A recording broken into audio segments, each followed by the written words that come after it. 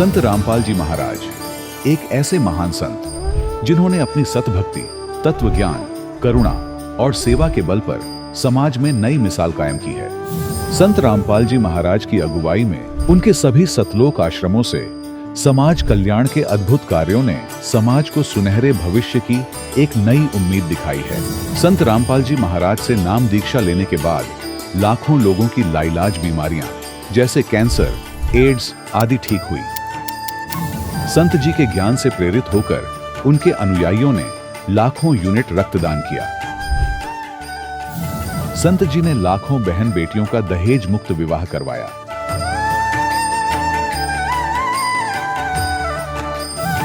संत जी ने लाखों लोगों का नशा छुड़वाया, करोड़ों उजड़े परिवार बसे। संत जी के आश्रमों में समागम के दौरान निःशुल्क नेत्र चिकित्सा, दंत चिकित्सा प्रदान की जाती है।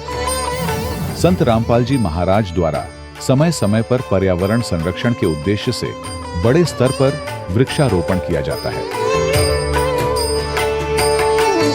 संत जी ने जरूरतमंदों को तत्काल राहत पहुंचाने के लिए एम्बुलेंस सेवा शुरू की। संत जी अपने अनुयायियों को देहदान के लिए प्रेरित करते हैं, जिससे मानवता की सेवा और चिकित्सा क्षेत्र में सुधार हो सके। संत रामपाल जी महाराज के सभी आश्रमों में हर रोज निःशुल्क भंडारा आयोजित किया जाता है, जहां हर वर्ग, हर जाति और हर धर्म के लोग एक साथ बैठकर भोजन करते हैं।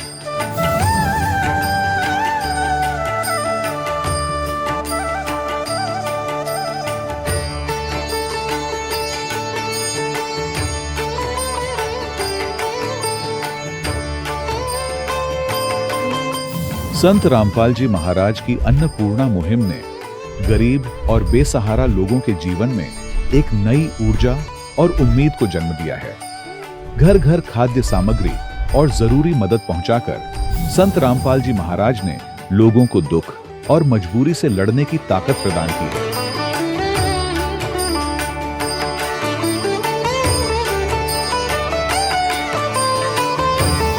संत रामपाल जी महाराज द्वारा गरीब लोगों के लिए घर बनवाने का अद्भुत कार्य एक ऐसी मिसाल कायम कर रहा है जो सदियों सदियों संत जी की उदारता और दया भावना के तौर पर जाना जाएगा।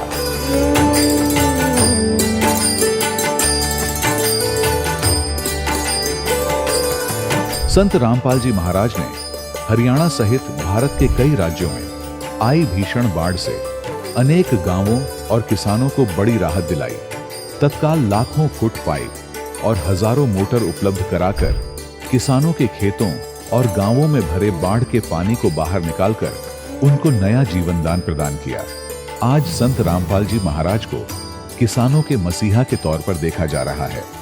जगह जगह उनके लिए सम्मान समारोह आयोजित हो रहे हैं।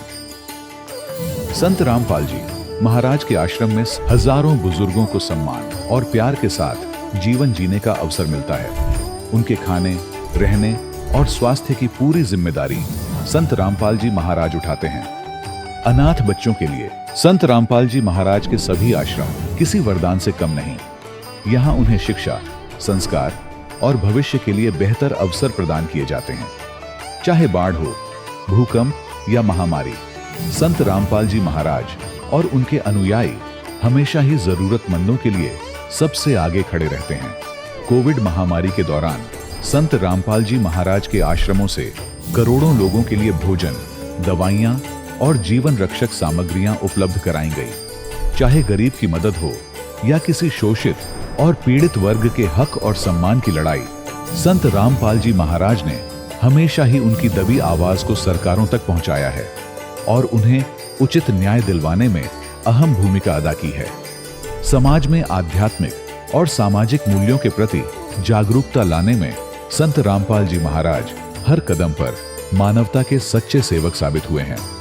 संत रामपाल जी महाराज का जीवन हमें सिखाता है कि सच्ची सेवा वही है जो निस्वार्थ भाव से की जाए।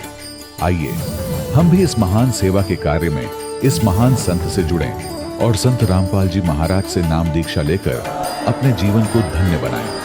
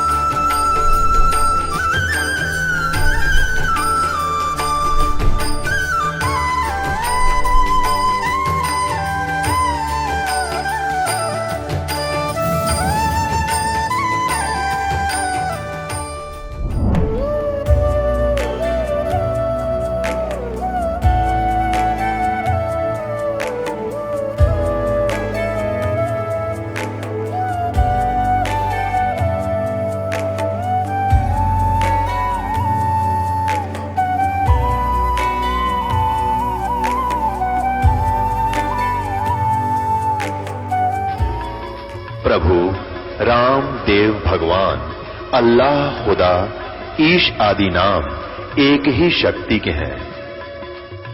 वो कैसा है, कहां है, कैसे मिलता है, किसने देखा है?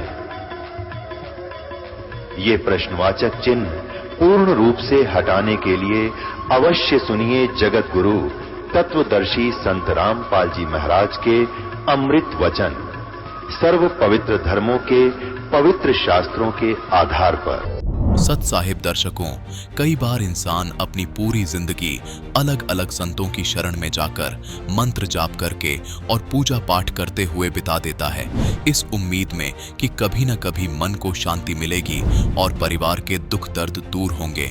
लेकिन सोचने वाली बात यह है कि अगर इन सब साधनाओं के बावजूद भी जीवन की परेशानियां वैसी ही बनी रहें, तो मन में एक ही सवाल उठता है, क्या मैं सच में सही भक्ति कर रहा हूं? दर्शकों, कुछ ऐसी ही कहानी थी दिल्ली प्रहलादपुर के रहने वाले नीरज शर्मा जी की। नीरज जी ने पहले कई संतों से ज्ञान लिया, आर्य समाज के विचारों को अपनाया, लेकिन न मन को सुकून मिला, न परिवार की मुश्किलें कम हुई। हालात तब और खराब हो गए जब उनके एक करीबी दोस्त की अचानक मृत्यु हो गई। इस घटना ने नीरज जी के अंदर गहरा भय पैदा कर दिया और वे असली परमात्मा की खोज में लग गए। दर्शकों, लेकिन आज नीरज जी बताते हैं कि जीवन में असली बदलाव तब आया जब इन्होंने संत रामपाल जी महाराज का शास्त्र अनुसार सत्संग सुना और नाम दीक्षा ली। गुरु जी की शरण लेने के बाद इनके जीवन में ऐसा सकारात्मक परिवर्तन आया कि शारीरिक बीमारियां दूर हुईं और आर्थिक स्थिति भी सुधरी। दर्शकों, आखिर क्यों आज लाखों लोग अपनी पुरानी साधनाओं को छोड़कर संत रामपाल जी महाराज द्वारा दी गई भक्ति को अपना रहे हैं? आखिर क्या वजह है कि संत रामपाल जी महाराज जी के सत्संग को सुनने के बाद लोगों के जीवन में परिवर्तन आता है? आइए सुनते हैं नीरज शर्मा जी की कहानी इन्हीं की जुबानी। सर नमस्कार। नमस्कार सर। सर क्या नाम है आपका? मेरा नाम नीरज शर्मा है। नीरज जी कहाँ से आए हैं आप? मैं दिल्ली प्रहलादपुर से हूँ। सर संत रामपाल जी महाराज जी से कब जुड़े आप? मैं संत रामपाल जी महाराज से 13 मई 2011 को जुड़ा था। संत रामपाल जी महाराज जी की शरण में आने से पहले आप क्या भक्ति साधनाएं करते थे? संत रामपाल जी महाराज की शरण में आने से पहले मैंने सन 2000 में अपने पिताजी के साथ जाकर आसाराम जी से नाम दीक्षा ली थी। उन्होंने मुझे ओम एवं नमः मंत्र का जाप दिया था और उसकी भक्ति मैंने लगभग 2 साल की थी। लेकिन छोटी उम्र होने के कारण ना तो मैंने उनका कुछ ज्ञान समझा था और इसी चक्कर में उसके कुछ समय के बाद मेरे पिताजी की डेथ हो गई थी और फिर मैंने वो भक्ति छोड़ दी थी। उसके बाद मेरे भैया संत रामपाल जी महाराज के प्रवचन सुनते थे और उनसे वो बहुत ज़्यादा प्रभावित हुए। उसके पश्चात सन 2006 में मेरे भैया और मेरी मम्मी नाम लेकर आए, लेकिन मैंने संत रामपाल जी महाराज जी से नाम दीक्षा नहीं ली। उस समय मैं आर्य समाजी जो महर्षि दयानंद जी थे, मैं उनको बहुत मानता था कि उन्होंने बहुत बड़ा प्रचार किया है और वो स्वतंत्रता सेनानी भी थे और बहुत उनके बारे में मैंने लतीफ़े सुन रखे थे और उसी से मैं बहुत प्रभावित था। मेरे बड़े भैया मुझे कहते थे कि एक बारी संत रामपाल जी महाराज का ज्ञान सुन के देख, इनके ज्ञान को एक बारी परख के देख। स्वामी दयानंद जी तो ये ज्ञान देते थे, ये ज्ञान देते थे, उनका तो ज्ञान निराधार था।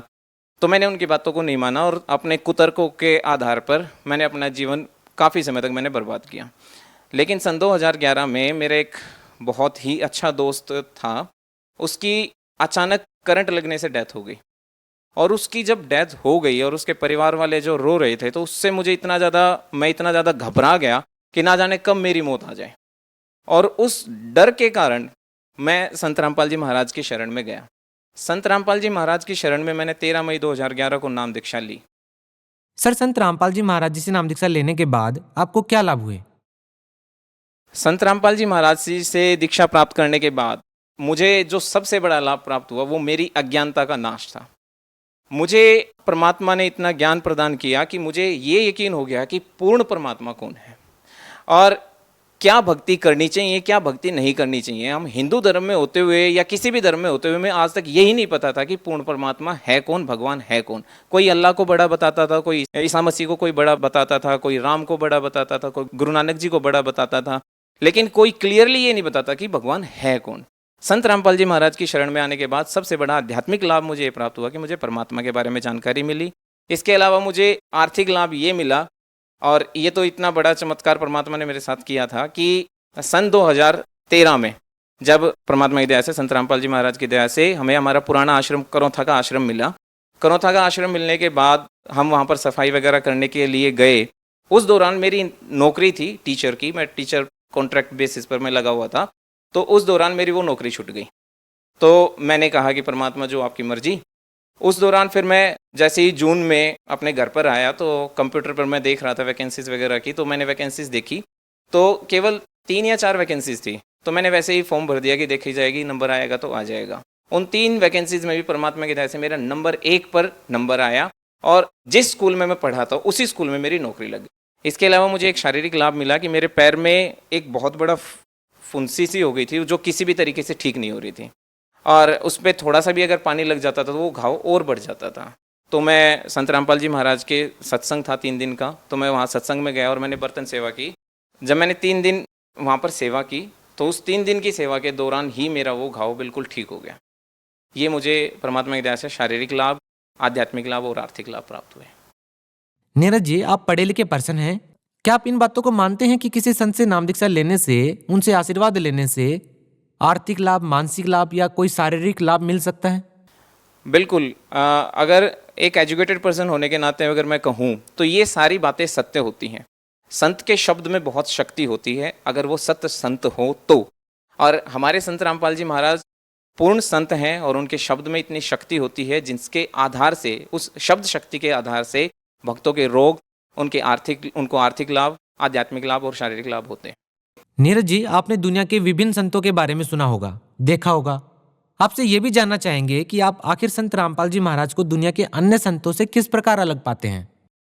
मैं एक टीचर हूँ और इस चीज़ को मैं आपको बहुत ही साधारण उदाहरण से समझाना चाहूँगा। एक टीचर बेस्ट वही होता है जो अपने सिलेबस के हिसाब से पढ़ाए, अपने किताबों के हिसाब से पढ़ाए, ना कि मीठी मीठी कहानियां सुनाकर बच्चों का भविष्य खराब करे। जितने भी ये संत आज के टाइम में पृथ्वी पर हैं, संत रामपाल जी महाराज को छोड़कर, ये सभी की सभी मीठी मीठी कहानियां सुना रहे हैं। इनके पास ना तो कोई आधार है, ना ही कोई शास्त्रों का आधार है, ना ही वेदों का आधार है। ये केवल इन कथाओं को सुनाकर और मीठे मीठे शब्दों को सुनाकर लोगों को बहला फुसलाकर अपने साथ बांधे हुए हैं। उनके ज्ञान में 1% भी किसी भी शास्त्र का कोई आधार नहीं है। सर, ये बात आपने बिल्कुल सही कही। इतिहास में पहली बार ऐसा देखा गया होगा, लाखों की तादाद में जनसाधारण उनसे जुड़ रहा हो। तो ऐसा कैसे हो सकता है संत रामपाल जी महाराज से जुड़ने के बाद लाखों लोगों ने नशा छोड़ दिया है, लाखों लोगों की कैंसर जैसी भयानक बीमारियां ठीक हो रही हैं? ये कैसे संभव हो सकता है? बावजूद उसके लाखों लोग उनसे जुड़ भी रहे हैं और बहुत सारे लोगों को उनसे लाभ भी मिल रहा है। जब संत रामपाल जी महाराज से नाम दीक्षा कोई भी भक्त आत्मा लेता है, परमात्मा संत रामपाल जी महाराज उसके साथ शब्द रूप में जुड़ जाते हैं। और जब संत रामपाल जी महाराज शब्द रूप में उस आत्मा के साथ जुड़ जाते हैं तो उसे हर प्रकार का लाभ उसके घर बैठे ही उसे मिलता है। इस तरीके से लोग एक दूसरे को देखकर अचंभित हैं, जनसाधारण भी अचंभित है। मैं भी बहुत सारे टीचर से, लोगों से मिलता हूं तो वो ये कहते हैं इस बात को कि आपके संत में बहुत बड़ी शक्ति तो है, लोग उनसे जुड़ते जा रहे हैं। सर, लास्ट में हम आपसे ये जानना चाहेंगे संत रामपाल जी महाराज के बारे में कि संत रामपाल जी महाराज जी का समाज सुधार में क्या योगदान है? सामाजिक सुधार में ये सबसे बड़ा योगदान मैं आपको अपना उदाहरण देकर बताऊंगा। संत रामपाल जी महाराज की दया से मेरी 30 सितंबर 2013 को रमैनी हुई और मैंने इंटरकास्ट मैरिज की। मैं सामाजिक तौर पे ब्राह्मण हूँ और मैंने एक शेड्यूल कास्ट की लड़की से शादी की और मैंने किसी भी प्रकार का कोई दहेज नहीं लिया। तो संत रामपाल जी महाराज की दया से ऐसी विचारधारा हर भगत के अंदर है कि वो ना तो दहेज लेगा ना दहेज देगा। तो इतना बड़ा समाज सुधार जिसकी वजह से, दहेज की वजह से आज के टाइम में कन्याओं को मारा जाता है, भ्रूण के अंदर भ्रूण हत्या की जाती है, पेट के अंदर खत्म कर दिया जाता है। वो संत रामपाल जी महाराज की विचारधारा से प्रभावित होकर आज दहेज नहीं ले रहा है तो कन्याएं सबके घर में एक लक्ष्मी के रूप में रखी जा रही हैं।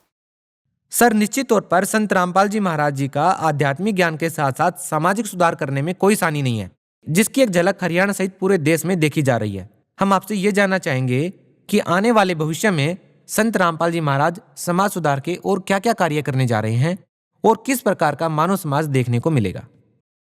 हम संत रामपाल जी महाराज के सभी शिष्य और संत रामपाल जी महाराज के ज्ञान के आधार पर अगर हम बात करें तो सब लोगों से यही सबसे बड़ी, तो हम भी यही आशा रखते हैं और अगर वो लोग हमसे ये आशा रखते हैं कि हम उनके साथ जुड़ें तो हम सबसे पहले उनसे ये प्रार्थना करेंगे कि वो संत रामपाल जी महाराज जी के ज्ञान को समझें।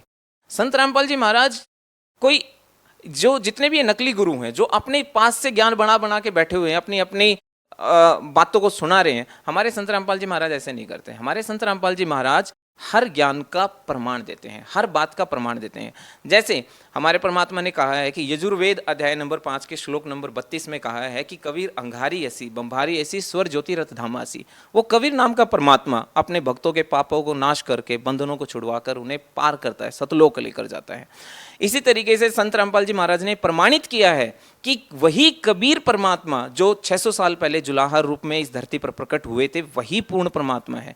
इसके बारे में भी ऋग्वेद मंत्र नंबर 9 सूक्त 95 मंत्र नंबर 2 में ये लिखा है कि वो संत, वो परमात्मा जब इस धरती पर आता है तो वो मंत्रों का उजागर करता है और कवि की तरह आचरण करता हुआ लोगों को आकर्षित करता है और सतनाम और सारनाम जैसे मंत्रों को उजागर करके उनको पूर्ण मोक्ष प्रदान। सर, यदि कोई श्रद्धालु संत रामपाल जी महाराज जी से नाम दीक्षा लेना चाहे तो वो कैसे ले सकता है?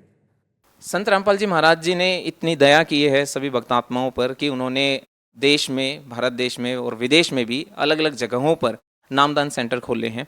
और उसकी जानकारी अगर कोई भी भक्तात्मा लेना चाहे तो वो चैनलों पर भी संत रामपाल जी महाराज के जो प्रोग्राम आते हैं वहाँ पर एक पीली पट्टी चलती है और उस पीली पट्टी पर नंबर हैं, उन नंबरों पर कांटेक्ट करके आप संत रामपाल जी महाराज से जो उन कांटेक्ट पे आप जानकारी प्राप्त करके और अपने नज़दीकी नामदान स्थल से नाम दीक्षा प्राप्त कर सकते हैं। सर, एक पुस्तक है जिसका आजकल बहुत ज्यादा जिक्र हो रहा है, जिसका नाम है जीने की राह। इस पुस्तक को यदि कोई मंगवाना चाहे तो उसको कैसे मंगवा सकता है? साथ ही ज्ञानगंगा पुस्तक के बारे में भी बताइए कि ज्ञानगंगा पुस्तक को भी अगर कोई मंगवाना चाहे तो कैसे मंगवा सकता है? सबसे अच्छी बात तो आज के टाइम में सब टेक्नोलॉजी का यूज़ कर रहे हैं। तो सबसे पहले तो हमारी गुरुजी की जो वेबसाइट है www.jagatgururampalji.org, उस वेबसाइट से जाकर आप उस बुक को फ्री डाउनलोड कर सकते हो। इसके अलावा आप अगर उसे घर पर भी फ्री होम डिलीवरी के थ्रू भी मंगवाना चाहें तो हमारे गुरुदेव जी का व्हाट्सएप नंबर है, आप उस व्हाट्सएप नंबर से भी कांटेक्ट करके मंगवा सकते हैं, जो कि सत्संग के दौरान डिस्प्ले होता है टीवी स्क्रीन पर।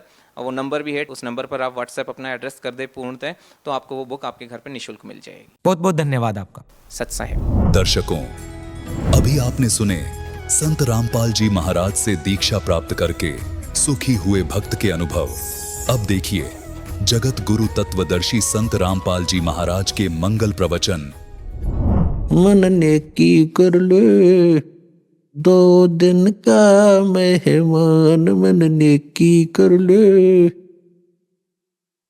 2 दिन का मेहमान।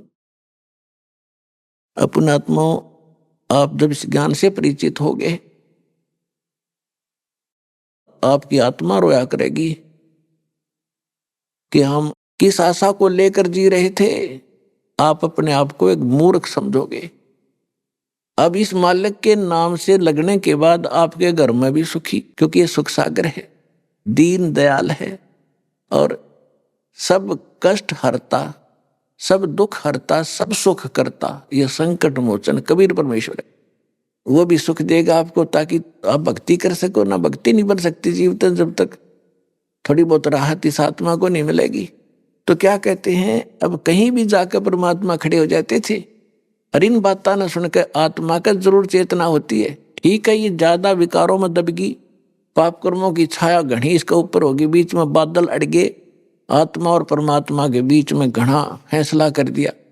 तो उसके लिए परमात्मा ने विधि बताई है कि जैसे सूरज के आगे बदरा ऐसे कर्म छयारे, प्रेम की पवन करो चित मंजन जल के तेज नयारे। जैसे सूरज के आगे बादल अड़ जाते हैं, दिन में भी रात दिखाई देती है, आज आपके ऐसी स्थिति होगी। अब इस भक्ति करोगे, इन नामों का जाप करोगे, ये प्रेम की पवन चलेगी। जैसे हवा तेज चलती है, बादलों को फेंक देती है इधर उधर, और फिर सूर्य का प्रकाश साफ दिखाई दे रहा होता है, चमक प्रकाश हो जाता है। इसी प्रकार इस पाप कर्मों के बादल आत्मा और परमात्मा के बीच में अड़ गए। इस भक्ति के कारण आप में एक प्रेम जागेगा। कहते हैं जैसे सूरज के आगे बदरा बादल, ऐसे कर्म छयारे, कर्म की छाया ऐसे है, और प्रेम की पवन करे चितमंजन, फिर झलके तेज नयारे। तो कहीं भी चौराहे पर खड़ा होकर दाता ये वचन बोला करते और कहा करते कि इस माया जोड़न की ट्रेनिंग, नरक में जान की शिक्षा तो आपको कोई भी दे देगा, आखिर तुझको कौन कहेगा, गुरु बिन आत्म ज्ञान, मन ने की कर ले 2 दिन का महिमा। इसलिए परमात्मा ने कहा है सतगुरु के दरबार में जाइयो बारंबार, बोली वस्तु लखा दें है सतगुरु दातार। परमात्मा कहा करते थे नाम सुमर ले सुकर्म कर ले, कौन जाने कल की खबर नहीं पल की। पुणात्मा आप पर मेहर हो रही है दाता की, अमृत वर्षा हो रही है आपके ऊपर, रह कर कैसे कलयुग में। पहले तो कोई सोचता ही नहीं भगवान बजे, और कहीं किसी की प्रेरणा होती है हजारों लाखों की संख्या में नकली संत ठग बैठा दिए। आपके ऊपर कलम तोड़ रखी दाता ने, कैसे आपको ज्ञान हुआ, कैसे आप तक ये संदेशा पहुंचा और कैसे आपका यहाँ आना हुआ। आप आम जीव नहीं हो, परमात्मा की विशेष लाडली आत्मा हो, जिनके विषय में कहते हैं गोता मारो स्वर्ग में जा बैठूं पाताल, और कह कबीर में ढूंढता फिर अपने हीरे मोती ला। अब क्या याद दिलाते हैं, बोली आत्मा तू कहां फंस बैठा। यहां परमात्मा कहते हैं कबीर हरि के नाम बिना राजा रसब हो, और मट्टी लदे कुमार के घास ना नहीं रहे कोई। देखो कितने दयालु हैं, परमात्मा के लिए तो राजा भी उसका बच्चा है। और जितने IAS IPS या जज, इंजीनियर, डॉक्टर या छोटे कर्मचारी अधिकारी या मजदूर, किसान, दुकानदार, बिजनेसमैन, ये सभी या रिक्शा चालक वो बच्चे उसी के हैं। और यहाँ काल की जो भांग पी कर को घड़ी पी रहा है, उसने बड़ी पोस्ट मिल गई, थोड़ी पी रहा है, वो अपने रिक्शा चला रहा है। तो परमात्मा कहते हैं वो सभी के लिए संदेश दे रहे हैं, राजा को भी समझा रहे हैं कि यदि भक्ति नहीं करेगा अगले जन्म में गधा बनेगा। तो यह कोई छोटी बात है ये बता देना तो कि क्या बीतेगी तेरे आगे जाने में। इब ना मानने वो उसकी बुद्धि कमजोर है। जब राजा ही गधा बनेगा तो आम जनता को कहने की आवश्यकता ही नहीं, वो क्या बनेगी फिर भक्ति बिना। अंडरस्टूड है, क्योंकि राजा को तो हम समर्थ मानते हैं, उससे तो बहुत ज्यादा उसको मानते हैं ये समर्थ है, सब कुछ कर सकता है। तो यहां भगवान हमें बताना चाहते हैं जिन राजाओं और राजनेताओं के पीछे तुम घूम रहे हो तुम्हें सुख दे, इनका अपनी भरोसा कल के हो जाए। तो उनका भाव ये नहीं है कि वो बुरे आदमी है, परमात्मा के कहने का ये उद्देश्य नहीं है कि वो अपना काम सीमित ही कर सकते हैं, आपको सुखी नहीं कर सकते। क्यों नहीं कर सकते? एक मुख्यमंत्री कम से कम भी 5-6 लाख लोगों का नुमाइंदा होता जो उसको वोट डाल के चुनते। 5 साल 10 वर्ष या 15 वर्ष भी रह जाएगा, कितना के दे देगा वो। नौकरी दे दी लड़के को, लड़के की मृत्यु होगी, चाट ले नौकरी ने। कोई भी चीज है उसको मिलेगी जिसके भाग में लिखा है। राजा कलम चेंज नहीं कर सकता किस्मत की। तो कहने का भाव दास का ये है कि तुम भगवान से जुड़ो और इन्हीं से फिर आपके सारे काम करवाओगा, क्योंकि करता तो जैसे ब्रह्मा विष्णु महेश हैं, ये भी भगवान के बच्चे हैं, ये राजा हैं 3 लोग के। इनसे भी परमात्मा आपके काम ये खुद कराएगा बैठ के सूक्ष्म रूप से जाके। जब आप सतभक्ति करोगे और वो विवश हो जाएंगे करने के लिए, वो सोच भी नहीं सकेंगे मैंने कब के कर दिया। आपके लिए ऐसी कलम तोड़ देगा।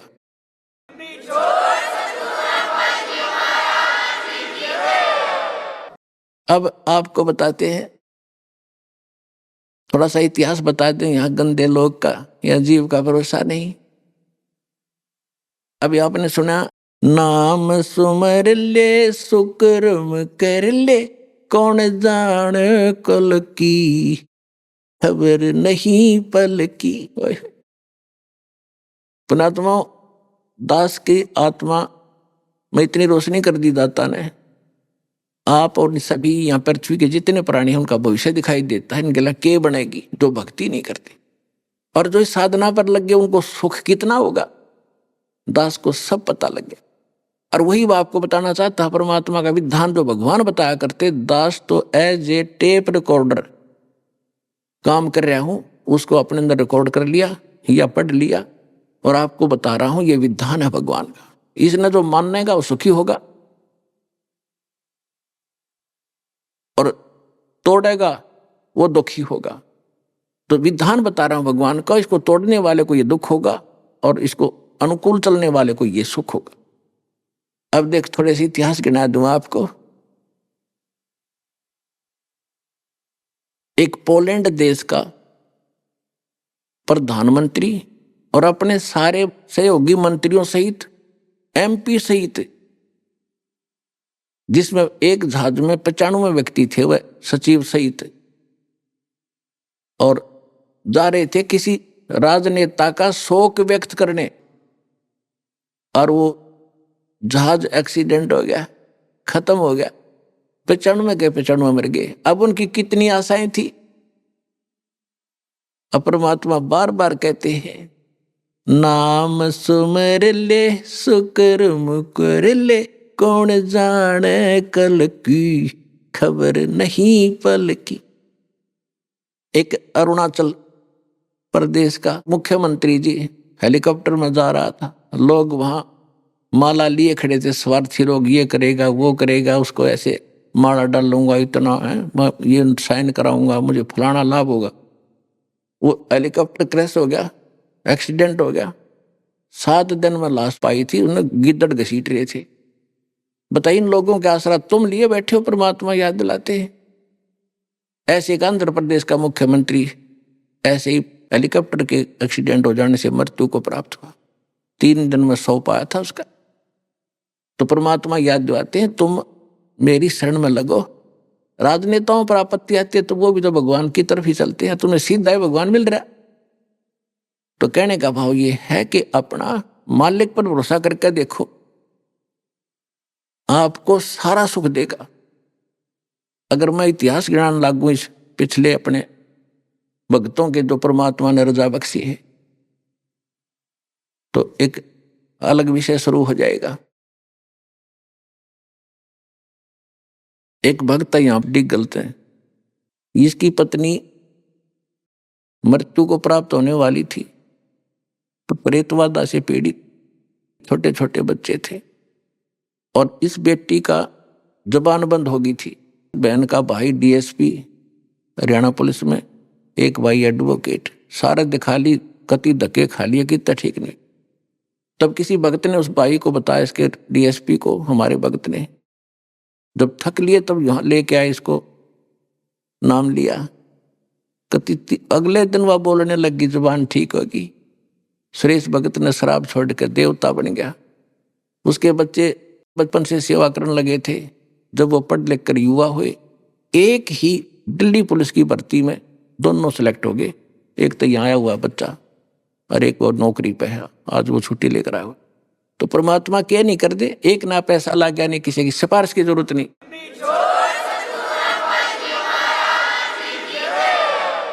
ऐसे ऐसे 1000 प्रमाण मैंने लिख रखे हैं जो हमारे भक्तों को परमात्मा ने दिया, और किसी से एक ना पैसे कहने की जरूरत पड़ी नहीं, किसी का रिक्वेस्ट करने की आवश्यकता नहीं पड़ी। इन मंत्रियों को या अपने कर्म बिगाड़े, तुम न गेल लारे, तुम मुझ दास की प्रार्थना है, भगवान विश्वास करके देखो, और कैसे ठाठ करेगा।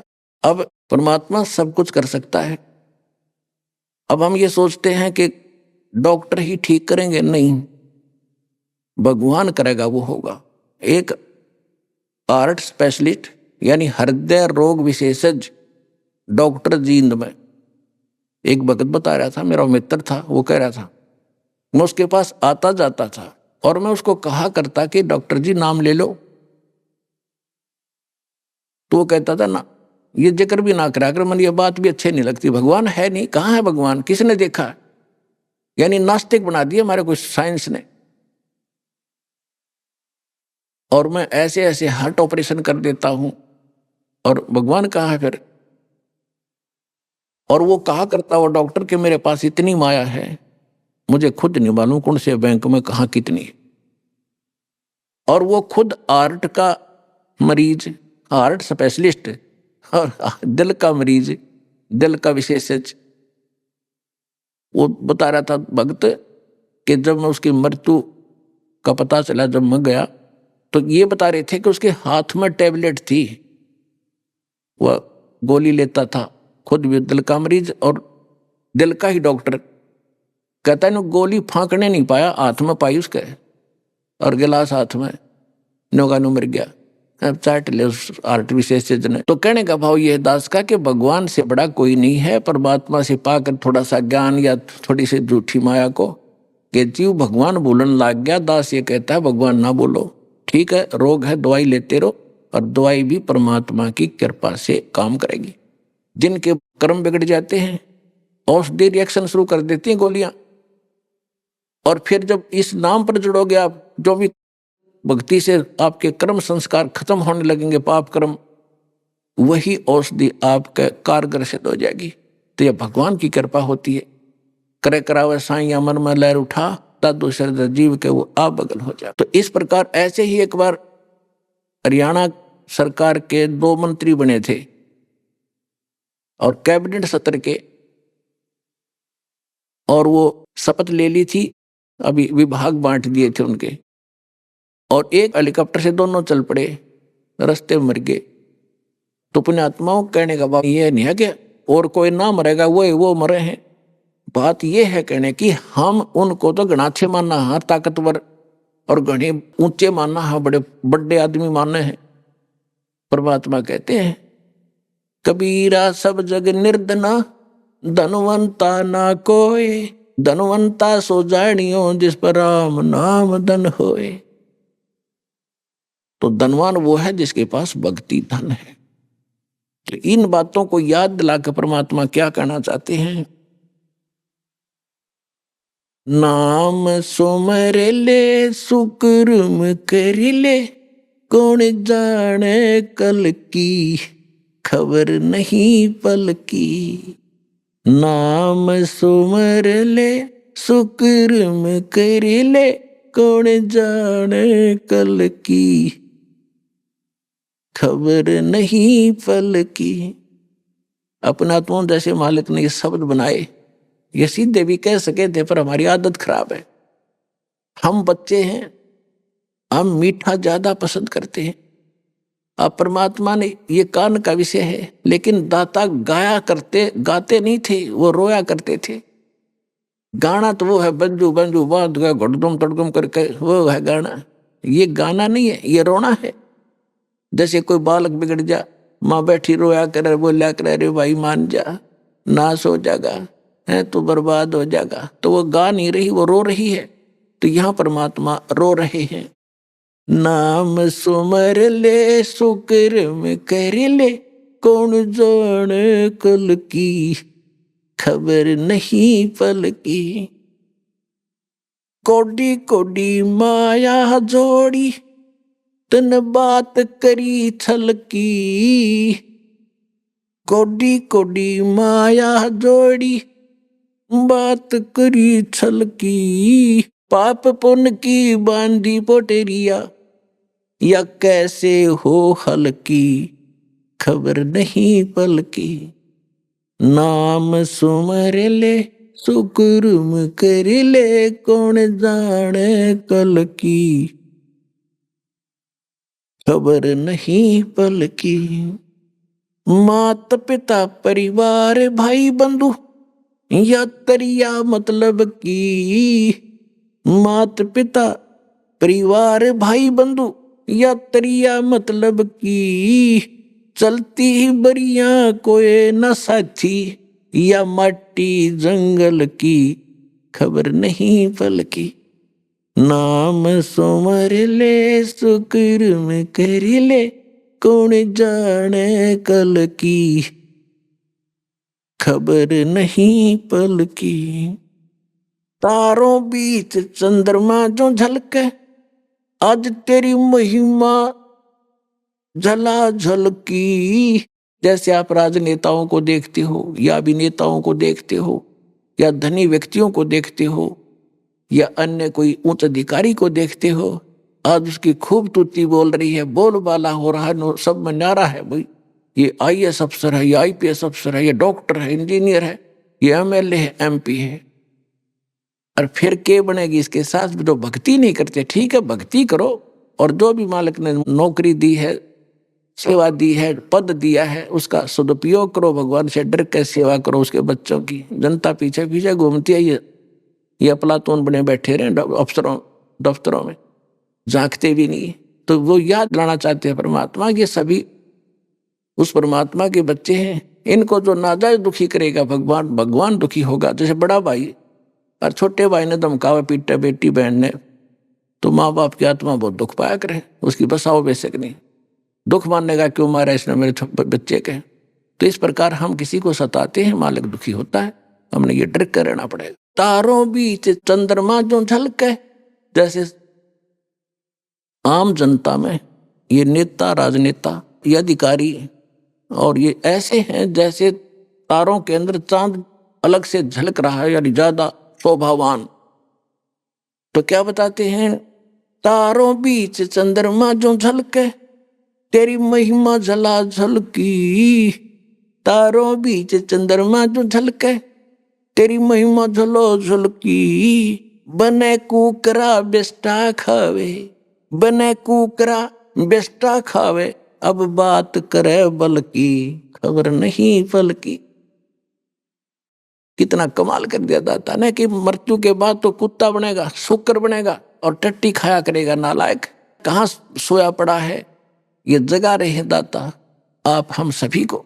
और अब तू बात करता ताकत की, मैं ये कर दूंगा, मैं वो कर दूंगा, आज तो कर देगा।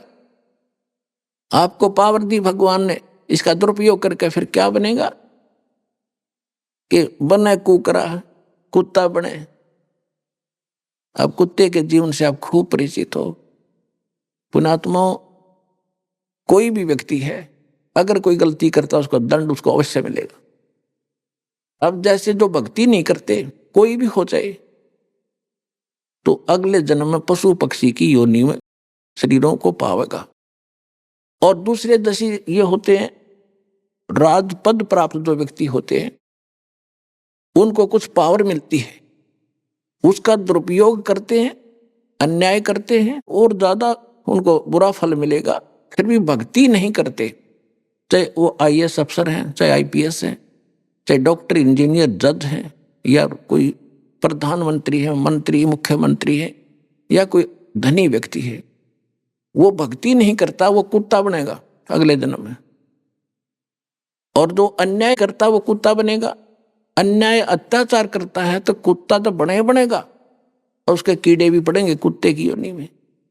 तो परमात्मा ने हमें आकर बताया है कि जो गलती आप इस जीवन में करके चले जाओगे, इसके बाद बहुत बड़ा झंझट आपके जीव को प्रारंभ हो जाएगा। अपनी औकात से हमें परिचित कराना चाहते हैं परमात्मा। नाम सुमर ले सुकर्म कर ले, कौन जाने कल की, खबर नहीं पल की। तारों बीच चंद्रमा जो झलके, तेरी महिमा झला झलकी। तारों बीच चंद्रमा जो झलके, आज तेरी महिमा झला झलकी। बने कुकरा बेस्टा खावे, आज बात करे तू बल की, खबर नहीं पल की। नाम सुमर ले शुकर्म कर ले, कौन जाने कल की, खबर नहीं पल की। ये संसार रैन का सपना, जैसे ओस बूंद जल की। ये संसार रैन का सपना, जैसे ओस बूंद जल की। सतनाम बिन सब है साधना, सतनाम बिन सब है साधना।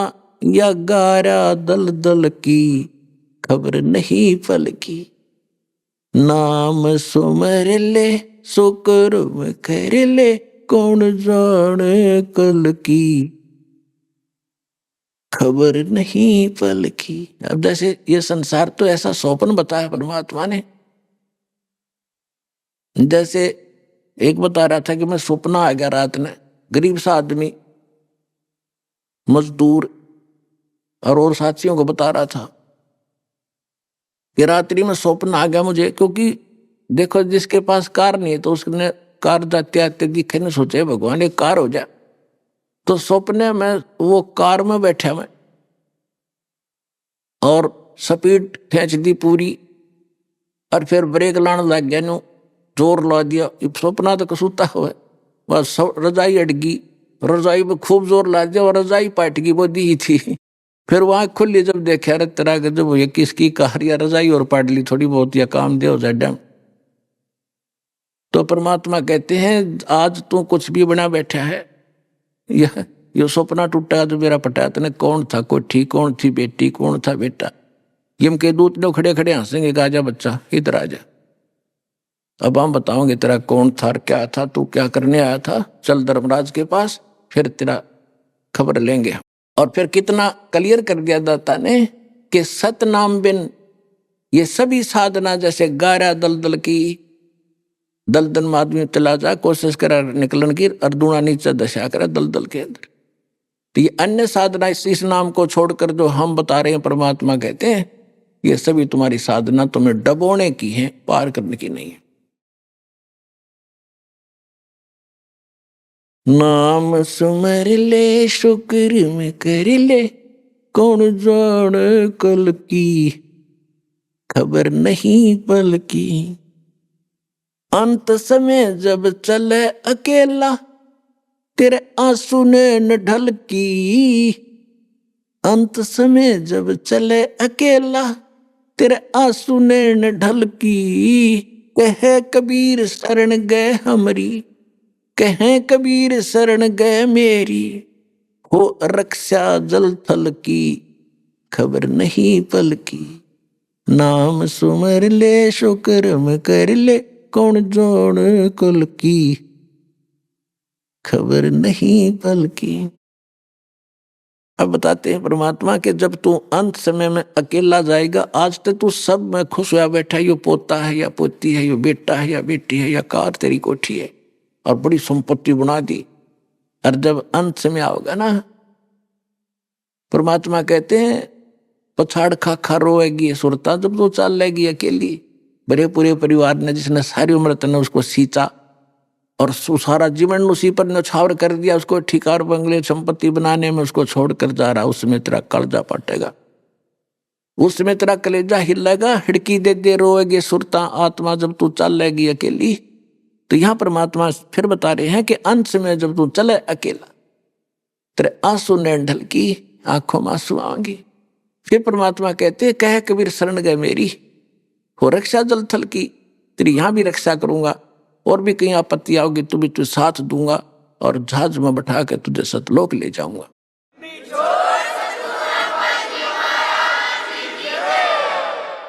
तो पुण्यात्माओं, परमात्मा से हम परिचित नहीं हो पाए,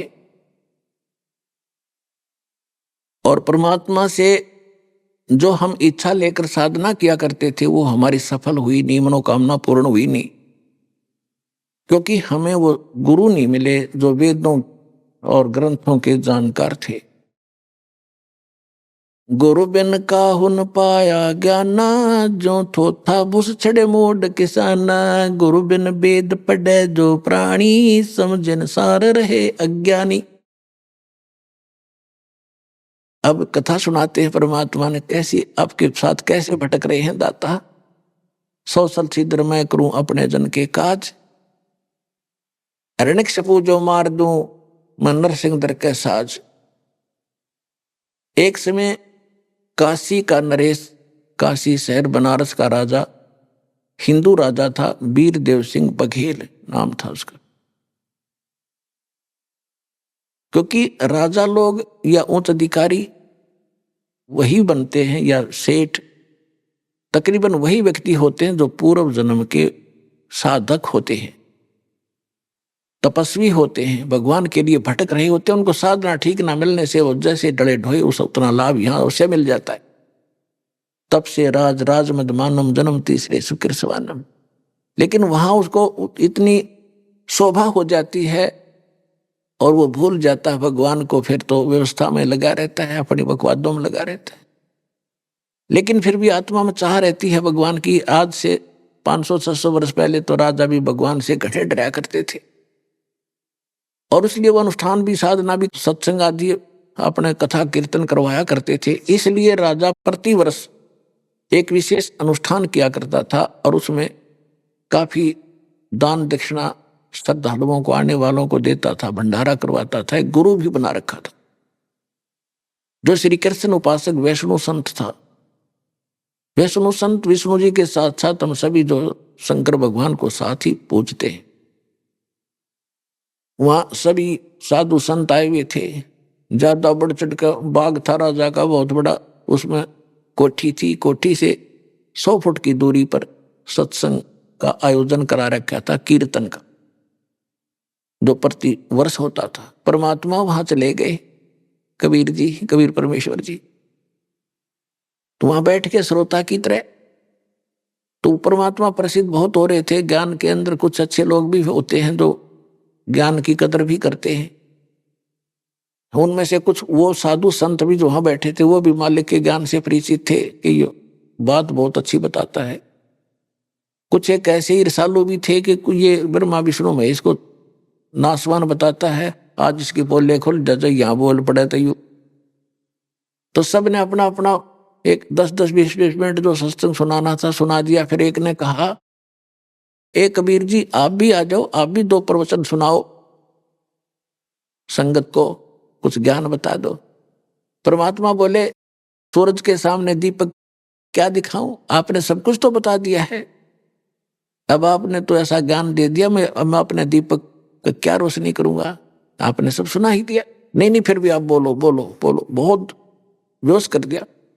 परमात्मा बोले, मैं बोल लूंगा तो दिल डांट लियो अपना, कहते मेरा पीछे पड़ लो, फिर मनु लाना दो, या तो मन रहने दो, मैं ना बोल लूं। अगर ना बोल बोल बोल। अब दूसरे थे, वो गुरु जी राजा को बोला, नहीं बोल बोल बोल क्यों ना। तो परमात्मा ने उनके करी हिंदी सारे की, गगन में आग लगी बड़ी भारी, गगन में आग लगी बड़ी भारी, जलगी दुनिया सारी, गगन में आग लगी बड़ी भारी। भाई ब्रह्मा जल गया, विष्णु जल गया, यो शंकर जला लटाधारी।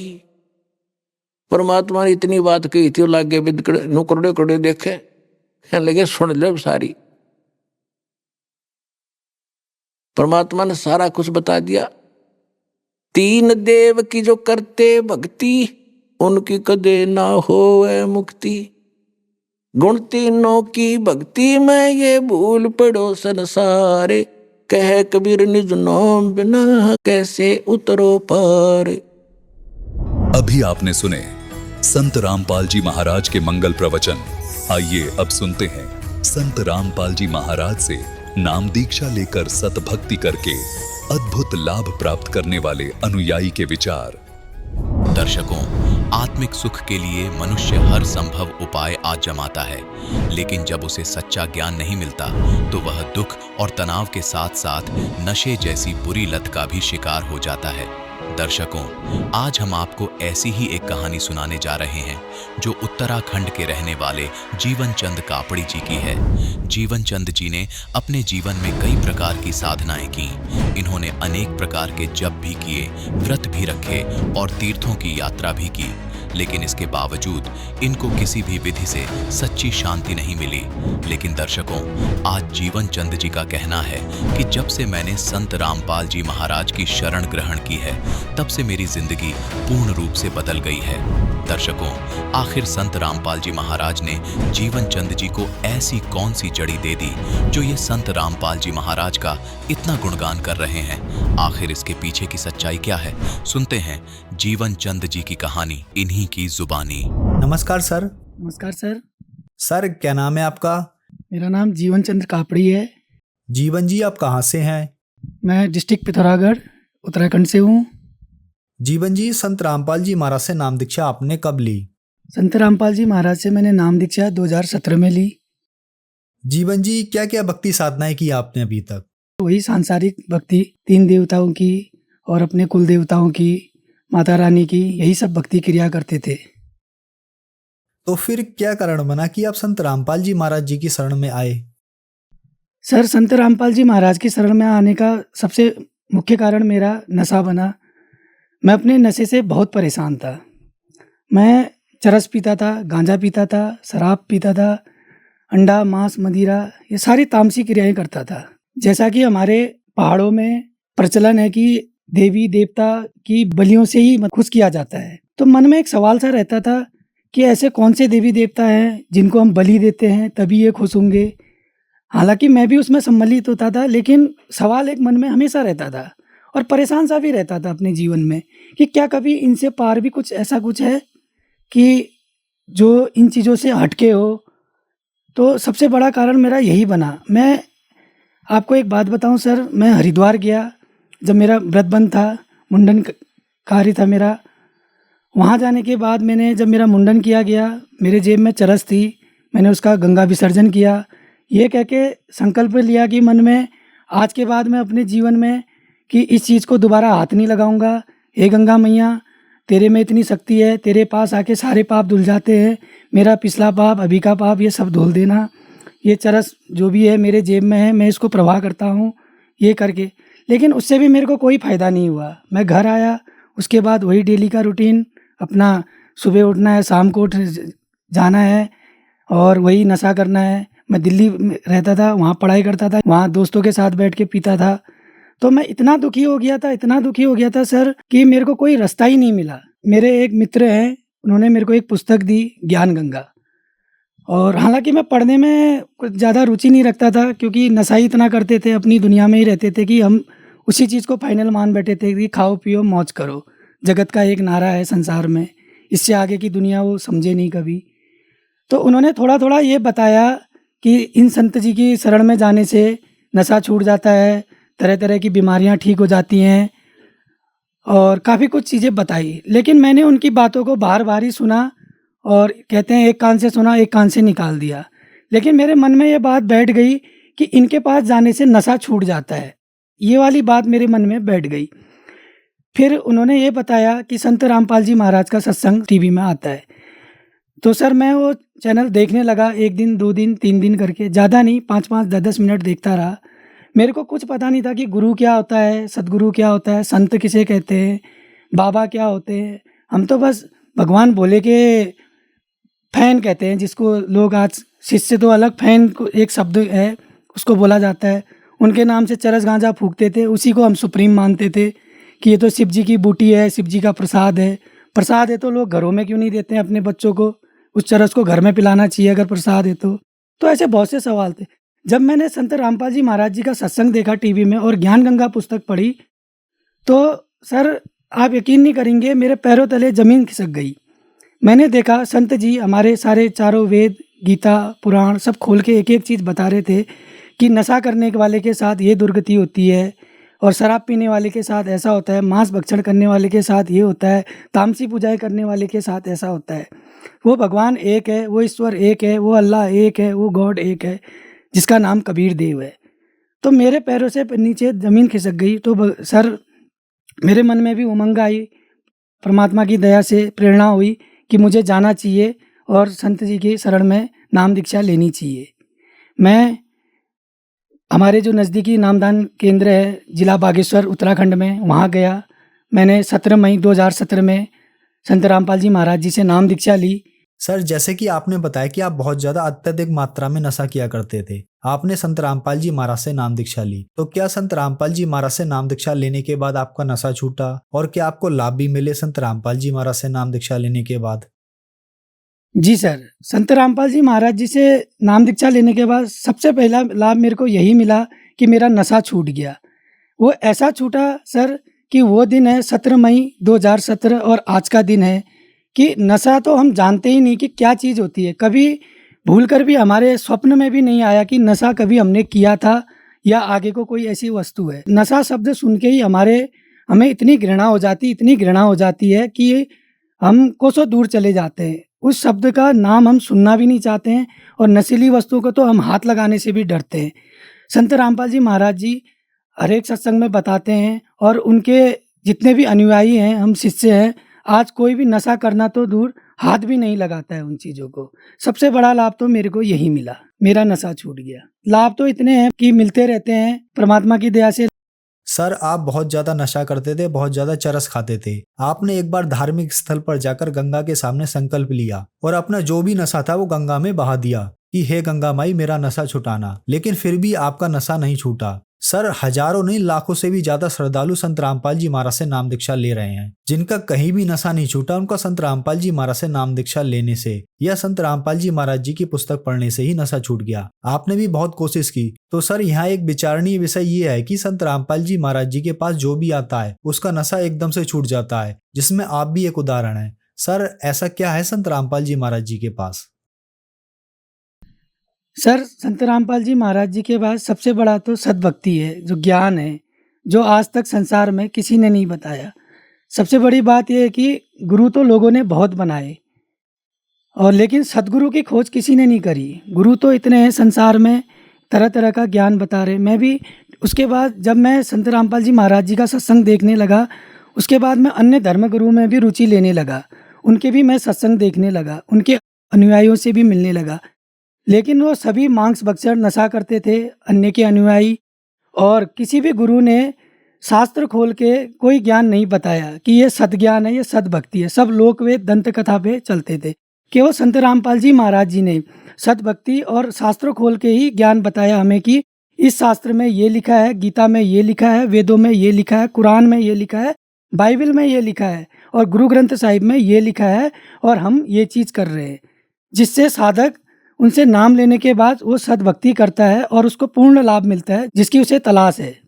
जो श्रद्धालु आज आपको टीवी पर देख रहे हैं, और बहुत सारे ऐसे लोग हैं जो नशा कर रहे हैं, नशा छोड़ना चाह रहे हैं, आप उनके लिए एक बहुत बड़ा उदाहरण है। उनके लिए आप क्या कहना चाहेंगे?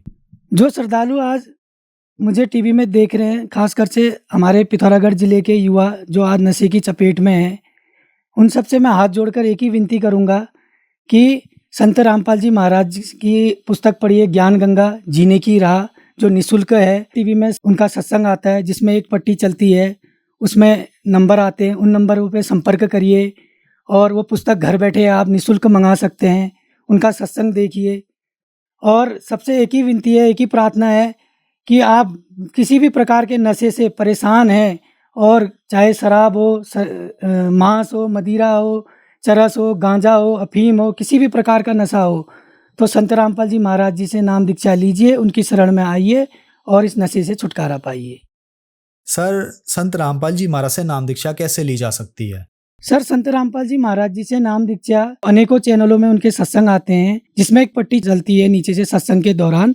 उसमें हमारे आश्रम के दिए हुए number, telephone number, mobile number, email ID, सारी डिटेल दी जाती है। आप उसमें संपर्क करके अपने नज़दीकी नामदान केंद्र में का वहाँ से पता प्राप्त कर सकते हैं, वहाँ उनसे बातचीत कर सकते हैं, और वहाँ जाके संत रामपाल जी महाराज से नाम दीक्षा ग्रहण कर सकते हैं। धन्यवाद सर।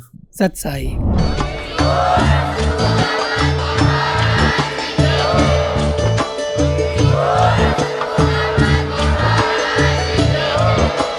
आप सुन रहे थे जगत गुरु तत्वदर्शी संत रामपाल जी महाराज जी के मंगल प्रवचन। अधिक जानकारी के लिए विजिट कीजिए हमारी वेबसाइट www.jagatgururampalji.org। संत रामपाल जी महाराज जी के शुभ आशीर्वाद से पूरे विश्व भर में 500 से भी ज्यादा नाम दीक्षा केंद्र हैं, जिन पर संत रामपाल जी महाराज जी द्वारा ऑनलाइन निःशुल्क नाम दीक्षा दी जा रही है। अपने नजदीकी नाम दीक्षा केंद्र का पता करने के लिए संपर्क करें 91 888 291 4911।